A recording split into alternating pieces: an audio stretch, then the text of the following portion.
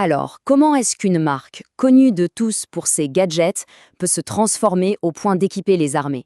C'est le pari, un peu fou il faut le dire, de Parrot, ce pionnier français de la tech qui a complètement, mais alors complètement, changé de visage. On va décortiquer ensemble cette transformation qui est, assez spectaculaire.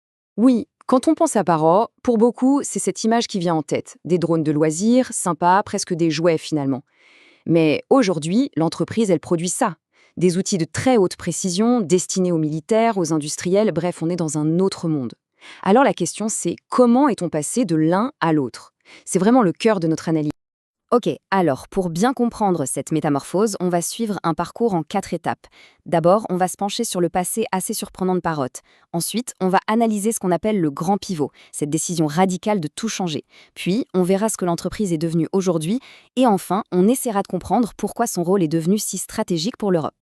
Allez, c'est parti pour la première étape. On rembobine. Avant même d'imaginer faire voler des objets, Parrot avait une expertise dans un tout autre domaine.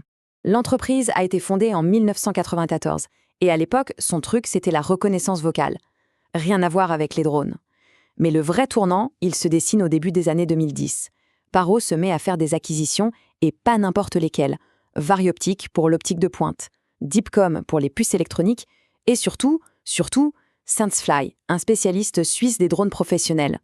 À ce moment-là, peut-être sans même s'en rendre compte, Parrot était en train de rassembler toutes les pièces du puzzle de sa future révolution. Et on arrive maintenant au cœur du réacteur, le moment où tout bascule. C'est là que Parrot prend une décision audacieuse, c'est le moins qu'on puisse dire, et surtout extrêmement risquée. Abandonner ce qui a fait son immense succès auprès du grand public. Et cette décision, attention, elle a eu un coût bien visible. Regardez le chiffre d'affaires. Il a plongé de près de 40% en seulement 5 ans. Vu de l'extérieur, on aurait pu crier à la catastrophe, penser que l'entreprise était en crise. Mais la réalité, c'était tout autre. C'était le prix à payer pour un choix radical, un investissement sur le très long terme. Et c'est ça le point absolument crucial à comprendre. Cette baisse, ce n'était pas un accident de parcours, ce n'était pas un échec, non, c'était un sacrifice totalement calculé.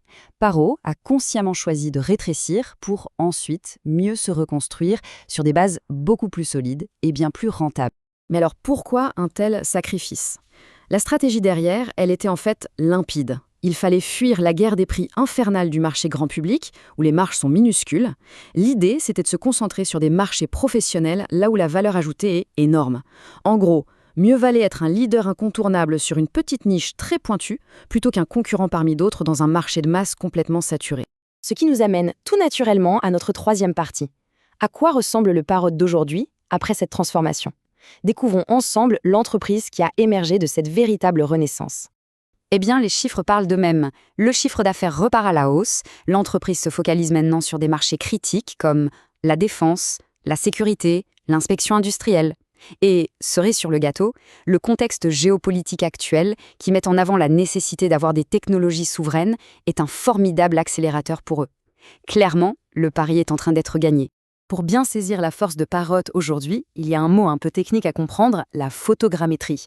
Mais en fait, c'est assez simple. Imaginez que c'est l'art de prendre des milliers de photos avec un drone et de les transformer en un modèle 3D ultra précis du monde réel. C'est une technologie qui est devenue essentielle, que ce soit pour la cartographie, l'inspection d'infrastructures ou même le renseignement. Et c'est précisément là qu'intervient ce qu'on pourrait appeler l'arme secrète de Parrot.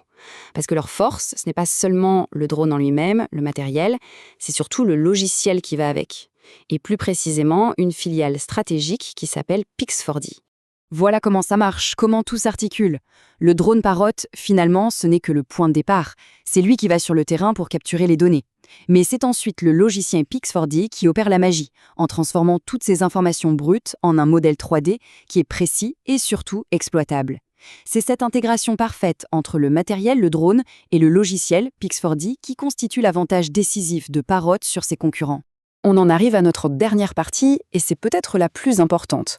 Pourquoi est-ce que cette histoire de transformation d'entreprise nous concerne tous? Tout simplement parce qu'elle dépasse, et de loin, le simple cas de Parrot. Il faut savoir que le marché mondial du drone est aujourd'hui complètement dominé par des géants américains et surtout chinois. Et dans ce contexte, la place de Parrot devient absolument cruciale. L'entreprise offre une alternative européenne crédible qui combine un matériel sécurisé, on sait d'où il vient, et un logiciel de pointe. On touche là à un enjeu de souveraineté technologique, c'est-à-dire notre capacité à maîtriser nos propres outils stratégiques sans dépendre d'acteurs étrangers. Et cette citation, je trouve, elle résume parfaitement tout le chemin qui a été parcouru. 30 ans après sa création, Parrot n'est plus un fabricant de gadgets technologiques, mais bel et bien un acteur stratégique de la filière drone européenne. La boucle est bouclée. Ce qui nous laisse avec une question de fond, une question assez large. L'histoire de Parrot, ce choix de l'hyperspécialisation, de la haute valeur ajoutée, de la maîtrise de toute la chaîne de valeur, est-ce que ce ne serait pas finalement le modèle à suivre pour que l'Europe technologique puisse exister et rivaliser face aux géants mondiaux? La question, évidemment, reste ouverte.